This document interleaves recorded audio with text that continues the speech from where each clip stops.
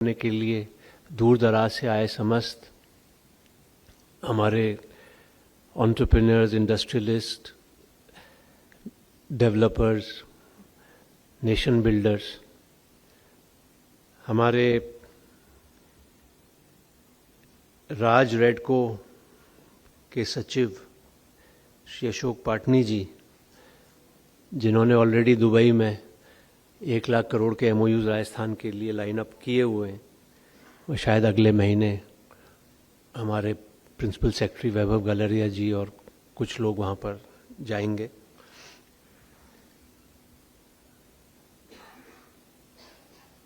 महाराष्ट्र के former chief secretary Gautam Chatterjee ji, यहाँ उपस्थित मीडिया के समस्त साथीगण, सभी देवियों और सज्जनों, सर्वप्रथम मैं राजस्थान सरकार की तरफ से, स्वयं अपनी तरफ से आप सबका बहुत बहुत स्वागत करता हूं।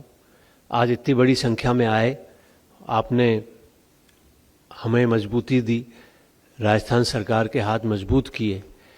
मुख्यमंत्री जी ने जो एक स्वप्न देखा,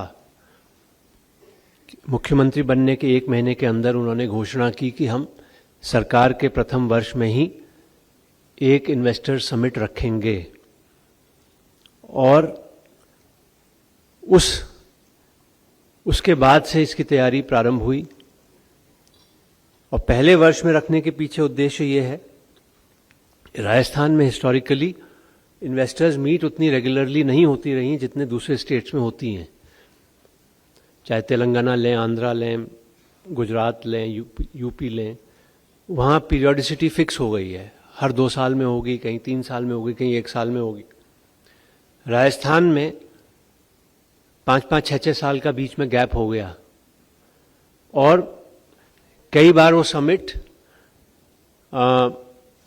सरकार के, कहना चाहिए जो टर्म है उसके सेकेंड हाफ में हो, तीसरे चौथे 5वें साल में हो रहा है, तो इन्वेस्टर कॉन्फिडेंस भी उतना नहीं रहता। सेकेंडली, जो भी अग्रीमेंट साइन होते हैं उनके इम्प्लीमेंटेशन के लिए उतना समय सरकार को नहीं मिलता।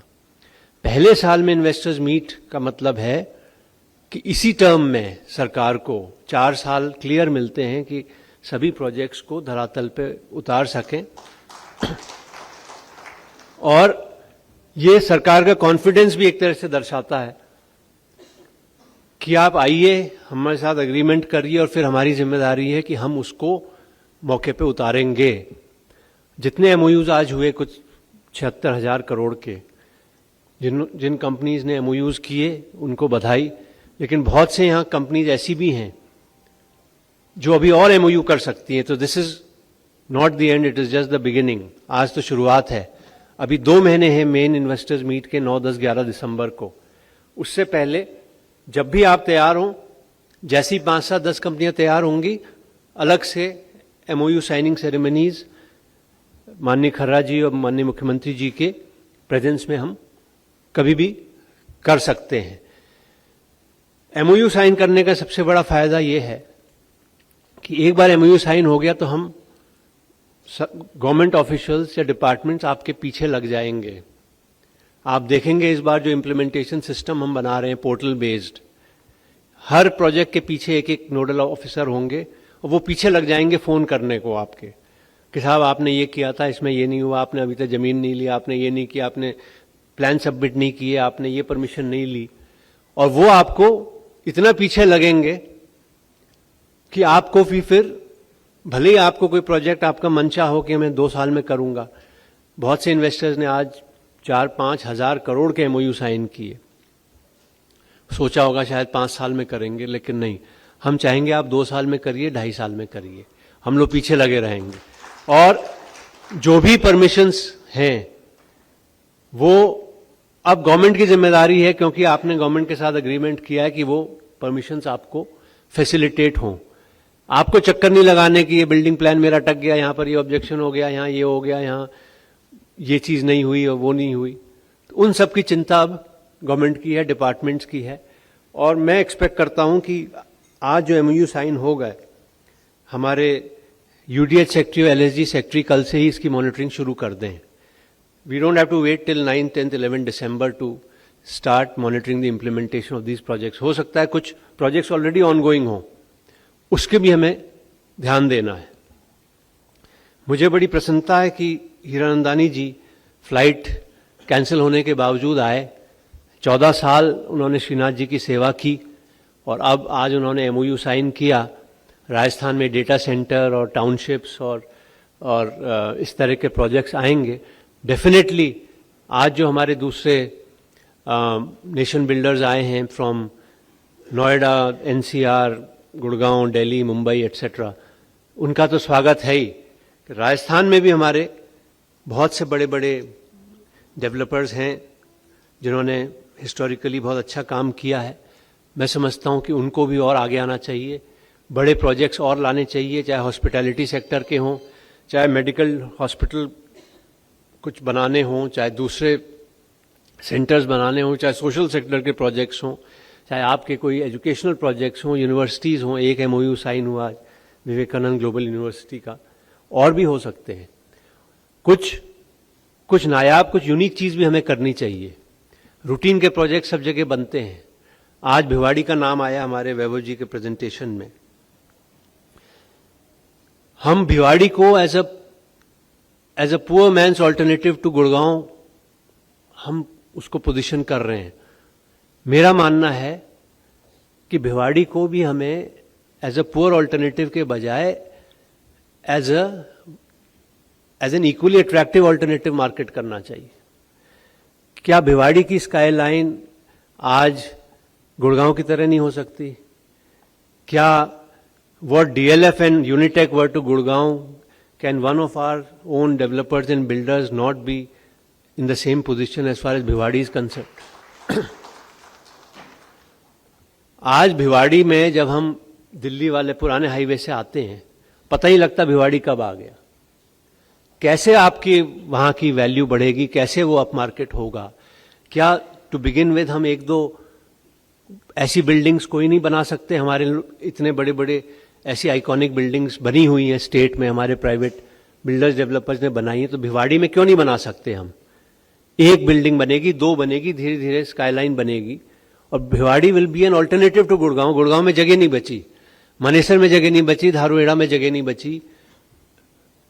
तो भिवाड़ी को हम सिर्फ एक मिडिल लेवल का एक कस्बा टाइप का टाउन समझ के हम छोड़ दें, तो मेरा मानना है कि over the next 20 years Bhiwadi can become an alternative to Gurgaon, not just a poor alternative और एन इकोनॉमिक ऑल्टरनेटिव. कि गुड़गांव में रेट ये है, भिवाड़ी आप 1 घंटा जाएंगे वहां से या 45 मिनट में रेट 1/4 हो जाएंगे. भिवाड़ी को भी हमें एक अपस्केल, एक हाई एंड मार्केट के रूप में डेवलप कर सकते हैं. सरकार ने बीडा बनाई, उसको स्ट्रेंथन कर रहे हैं, वहां के डेवलपमेंट को और फास्ट ट्रैक करेंगे. अर्बन सेक्टर में बहुत ज्यादा रिफॉर्म्स की आवश्यकता है. हमारे दोनों सेक्रेटरीज और पूरे अधिकारी उसमें लगे हुए हैं. कुछ हमारी क्लॉजेज ऐसे हैं जिनको मैं समझता हूं कि हम सुधार सकते हैं और उस पर काम भी चल रहा है. फॉर एग्जाम्पल, अगर 40 मीटर तक की हाइट की बिल्डिंग को परमिशन हमारे लोकल बॉडीज या अथॉरिटीज दे रही हैं, तो 41 मीटर्स होते ही वो प्रपोजल गवर्नमेंट पे आ जाता है. हमें डेलीगेशन, डिसेंट्रलाइजेशन करना पड़ेगा, लोकल अथॉरिटीज को और एम्पावर करना पड़ेगा. गवर्नमेंट में इस तरह की रूटीन की चीजें जितने कम आए, उतना जो पॉलिसी मेकिंग है, जो बिग थिंकिंग है, जो बड़ी सोच है, क्या कैसा करना है हमें अपने अर्बन लैंडस्केप को डेवलप, उस पर हम ज्यादा फोकस कर पाएंगे. तो मुझे आशा है हमारे दोनों सेक्रेटरीज और मंत्री जी के आशीर्वाद से ये जो रिफॉर्म्स हैं कुछ जो चल रहे हैं, इतने स्क्वायर मीटर तक का परमिशन तो ये देंगे और उससे ऊपर का वो देंगे और उसके ऊपर का वो देंगे, तो हम लोग क्यों नहीं अपने लोकल अथॉरिटीज को ट्रस्ट कर सकते हैं? तो ये हमें देखना है. हमारी टाउनशिप्स आप लोगों ने कई डेवलप की. हम लोग नेट जीरो टाउनशिप्स क्यों नहीं डेवलप करने की सोचते हैं, सस्टेनेबल हों? हम लोग नेट जीरो इंडस्ट्रियल एरियाज की तरफ क्यों नहीं बढ़ रहे हैं? क्यों हम रुके हुए हैं? खर्चा ज्यादा होगा थोड़ा, लेकिन कमेंसुरेटली आपके जो प्राइसेस हैं प्लॉट के वो बढ़ जाएंगे। हम आज की तारीख में अगर सस्टेनेबिलिटी की नहीं सोचेंगे, हम पानी की और उसकी चिंता नहीं करेंगे, तो कितने भी ईआरसीपी से जयपुर में कितना भी पानी आ जाएगा, वो क्राइसिस हमेशा रहने वाला है। राजस्थान के लिए बिगेस्ट चैलेंज पानी ही रहेगा। गवर्नमेंट सब एफर्ट्स कर रहे हैं, हर तरह से कर रहे हैं, लेकिन कंजर्वेशन, सस्टेनेबिलिटी के बारे में हमें सोचना पड़ेगा। बिजनेस एनवायरनमेंट राजस्थान का बहुत अच्छा है। मुझे खुशी है हमारे आशियाना ग्रुप के एमडी विशाल गुप्ता जी ने जो 7 स्टेट्स में प्रोजेक्ट्स कर रहे हैं, उनकी तरफ से सर्टिफिकेट आना कि राजस्थान में ease of doing business compare to other states better है, I think that is a bigger testimonial than myself और any of my colleagues saying it in front of you. तो ये अच्छी बात है कि राजस्थान का आपको माहौल अच्छा लगता है, उसको और सुधारने के प्रयास कर रहे हैं। हमारे प्रधानमंत्री जी और मुख्यमंत्री जी की मंशा के अनुसार जो फाइल डिस्पोजल है, हमारा रिस्पॉन्सिवनेस है, हर काम को समय पे करने की जो प्रतिबद्धता है, उसमें हम लोग बहुत इंप्रूव कर रहे हैं। बहुत सघन मॉनिटरिंग भी होती है डाउन द लाइन कि कौन सा काम कितने घंटे में, कितने मिनट में हो रहा है। हम अब दिनों में भी नहीं कैलकुलेट करते, हम आवर्स और मिनट्स में कैलकुलेट करते हैं।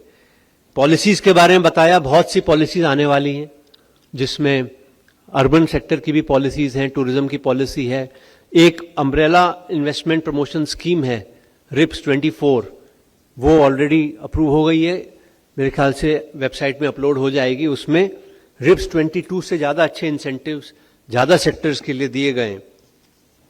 जयपुर के आसपास हाईटेक सिटी, फिनटेक सिटी वगैरह प्रोजेक्ट्स आने वाले हैं, उसके लिए बहुत अच्छी प्लानिंग चल रही है। और जयपुर में बहुत सी यूनिक चीजें हैं। यहां का स्मृति वन जो है, सिटी फॉरेस्ट, ऐसी जगह किसी बड़े शहर के बीचों बीच आपको रेयरली मिलेगी।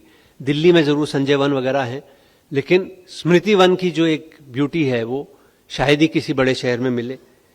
हमारा सफारी शहर के बीच में, अभी टाइगर सफारी शहर में शुरू हो गया, लेपर्ड सफारी पहले से है। कुछ बहुत अच्छे काम हुए, लेकिन कुछ चीजें हम लोग इम्प्लीमेंटेशन में शायद पहले उतना अच्छा नहीं कर पाए, हमें लेकिन सुधार करने की जरूरत है। जब जयपुर की पहली रिंग रोड बन रही थी, मेरे ख्याल से उसको कंप्लीट करने में 10-12 साल लग गए। अब दूसरी रिंग रोड बन रही है, होपफुली इसको हम लोग टाइम पे कर लेंगे। इसी तरह बहुत एक आइकॉनिक प्रोजेक्ट द्रव्यवती रिवर का, नदी का टेकअप किया गया। आज भी वो पूरी तरह से जो हमने जो कॉन्सेप्चुअलाइज किया था, फ्लोइंग वाटर होगा, क्लीन फ्लोइंग वाटर, दोनों तरफ pathways, walkways, jogging tracks, benches होंगे, इवनिंग में लोग जाएंगे, वहां लाइटिंग होगी, पूरा शहर, आधा शहर उमड़ पड़ेगा। अनफॉर्चुनेटली इतने सालों के बाद भी वो रूप नहीं ले पाया है। तो कहीं ना कहीं सोचना पड़ेगा हमारे इंप्लीमेंटिंग एजेंसीज को कि क्यों इतने बढ़िया अच्छे प्रोजेक्ट्स को हम टाइम पे इंप्लीमेंट नहीं कर पा रहे। Implementation will be the key. हमें अर्बन इंफ्रास्ट्रक्चर में या अर्बन ब्यूटिफिकेशन प्रोजेक्ट्स में इंप्लीमेंटेशन को बहुत ध्यान देना पड़ेगा। वाटर कंजर्वेशन, वाटर हार्वेस्टिंग हमारे बिल्डिंग बायलॉज में है। इतने स्क्वायर मीटर से ज्यादा के प्लॉट में सब में वाटर हार्वेस्टिंग स्ट्रक्चर बनने पड़ेंगे। आप सबकी बड़ी बड़ी बिल्डिंग्स जो बिल्डर्स बनाते हैं, कितनों में वाटर हार्वेस्टिंग स्ट्रक्चर्स बने हैं जो ऑपरेशनल हैं, फंक्शनल हैं? क्या वो हार्वेस्टेड वाटर को हम कितनी बार यूज कर रहे हैं? क्या हमारी बिल्डिंग्स में वो फैसिलिटी है कि जो स्टोर्ड वाटर है उसको हम other than drinking water purposes use करें, टॉयलेट्स के फ्लशेज में यूज करें, हॉर्टिकल्चर गार्डनिंग पर्पसेज के लिए यूज करें, दूसरे नॉन एसेंशियल चीजों के लिए यूज करें? कब तक हम पोर्टेबल वाटर को, ड्रिंकिंग वाटर को हम दूसरी एक्टिविटीज में लगाते रहेंगे? तो water conservation, water storage, water harvesting बहुत की है सस्टेनेबिलिटी के लिए। आप सबके प्रोजेक्ट्स में उसको करना है और इंप्लीमेंटिंग एजेंसीज को देखना है कि वास्तव में वो हो रहे हैं। सिर्फ बायलॉज में देख के और परमिशन में एक कंडीशन डाल के वन ऑफ द 50 कंडीशंस कि आप ये बनाएंगे, उसको हम चेक नहीं करें, then we are doing a great disservice to the posterity. अभी इस बार राजस्थान में ईश्वर की कृपा से बहुत अच्छी बारिश हुई सभी जगह, मोर 56 to 57% greater than average rainfall. सड़कों में पानी बहने लगा, कई जगह फ्लडिंग हो गई। लेकिन उससे हमने क्या लेसन्स लिए, क्या सभी डिस्ट्रिक्ट्स ने, सभी सिटीज ने कहां कहां फ्लडिंग हुई उन एरियाज को आइडेंटिफाई करके क्या अभी से ड्रेनेज की व्यवस्था शुरू कर दी, क्या अभी से वहां पर वाटर्स अगर पानी भर रहा है तो उसको रिचार्ज करने के लिए क्या हम लोगों ने रिचार्ज स्ट्रक्चर्स बना दिए, ग्राउंड वाटर टेबल का रिचार्ज हो जाए। तो ये टाइम है, बरसात खत्म हुई है, अगर हम अभी नहीं करेंगे 8 महीने बाद दोबारा बरसात आ जाएगी, फिर वही स्थितियां रहेंगी। कहने का मतलब है कि किसी भी सिटी का इफेक्टिव ड्रेनेज सीवरेज सिस्टम होना बहुत जरूरी है, वाटर कंजर्वेशन होना भी जरूरी है। हमारे अर्बन प्लानर्स और हमारे ऑफिसर्स जो बैठे हैं इस चीज को भी ध्यान देंगे तो अच्छा रहेगा। एक बहुत एम्बिशियस प्रोग्राम लॉन्च हुआ है भारत सरकार का, पीएम सूर्यघर मुफ्त बिजली योजना। हर छत पर